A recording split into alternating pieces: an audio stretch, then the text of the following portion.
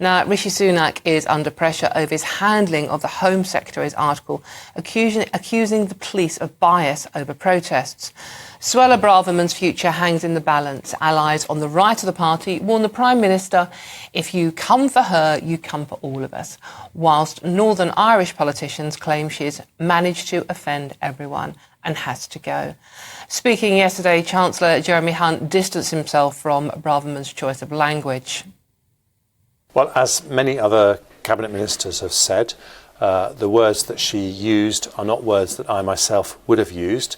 But I have a productive relationship with her as a colleague, and I've always given her the money that she needs to fund the police, bring down crime, and to fund the immigration and asylum system. Ooh, I got the impression there's a lot of clenched teeth going on there, didn't you? Right, joining me now is husband and wife pairing, GB News Senior Political Commentator Nigel Nelson and former Conservative Councillor Claire Pearsall. Thank you very much for joining me today. Now, Suella Braverman, she is a thorn in Rishi Sunak's side, isn't she? Nigel, what do you make of the article in the Times where she described the pro-Palestinian marches as a hate march, and the fact that the police are showing bias to those marches as opposed to the way they police some other marches? What do you make of what she's come out with this week? Well, I mean, I just think it was outrageous. And a lot of it not true. The whole thing is that what Suella Braverman should be doing as Home Secretary is trying to calm things down when we've got events like today going on. And what she was doing was ragging it up. Now, whether or not those protesters we saw trying to get to the Senate half earlier would have done so without, we can't know. But it doesn't help. So what you should have done is really be supporting the police in a very difficult job this weekend, not making matters worse. Claire, do you agree? Do you agree with your husband? I mean, what woman ever does? Do you agree with Nigel that Suella has been inciting more violence and clash points with these marches? I think she's definitely sowing divisions where they're not needed. But the one thing that I will say in her defence is that she's absolutely right to question the police force and how they deal with protests, because as we've seen, the police don't always get it right. They do treat these protests differently. The Sarah Everard vigil got really out of hand for a bunch of women who were standing up for women's rights. Compare that to the Black Lives Matter movement, where we saw an officer taking the knee in front of protesters. So I think it's right that you do that.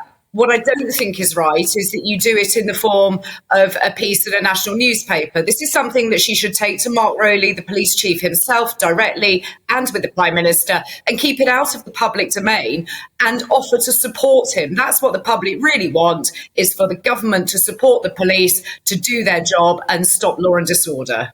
Nigel, coming back to you. So, I mean, Rishi doesn't seem to have any control over Suella at all. So do you think it is time that he did sack her? We know there's a reshuffle coming up. Do you think that she's toast? Yes, I do. Although he may just offer a different job in cabinet, which won't cause quite so much trouble. Something a bit less sensitive, like culture or something like that. What he could have done is sacked her on Thursday after the article appeared, because it hadn't been cleared with number 10. That was a breach of collective responsibility and the ministerial code. I think for political reasons he decided not to go that route. So the most likely course of action is to bring forward the cabinet reshuffle he was going to do anyway, and then drop her then.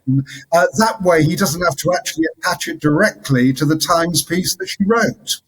Claire, coming back to you, I mean, according to one of the polls, 72% of the Tory party faithful support Suella. They think, she speaks for the silent majority of the UK.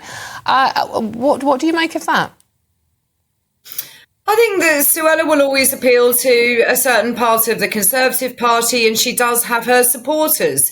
But these polls will only give you a snapshot of that moment and whether people support it, because the Conservatives that I speak to certainly don't support how she's gone about this. So I think it's a very divided party, which the Conservative Party doesn't need any more divisions, let's all be honest. So yes, she may well speak for some, but I don't think she speaks for all. And I think the majority of people just want to see Remembrance Weekend be about those who laid down their lives for our freedoms.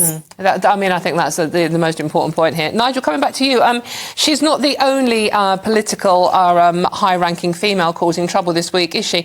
Angela Rayner has waded into the Keir Starmer ceasefire hour, if you like, by saying she can understand why colleagues have resigned, talking in particular about Imran Hussein, I think, who resigned on Wednesday. What do you make of what Angela has said this week? Well, I mean, I think she was just stating the obvious, that what she's saying is she can understand it. She's not saying that she disagrees with it.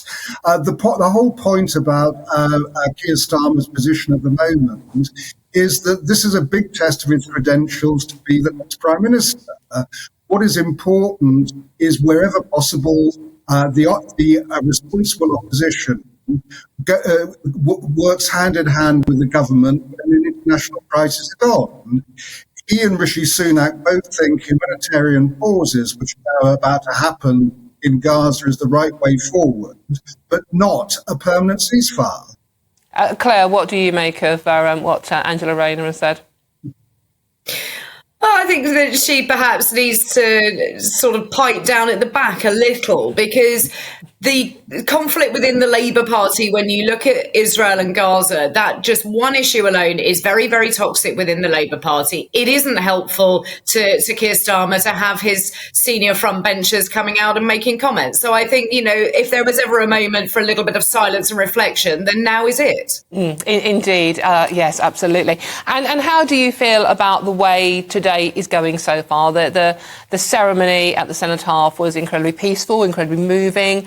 We've spoken to our reporter Jack at the Arboretum, which again was very moving. Nigel, so far, thankfully, it seems to be going peacefully.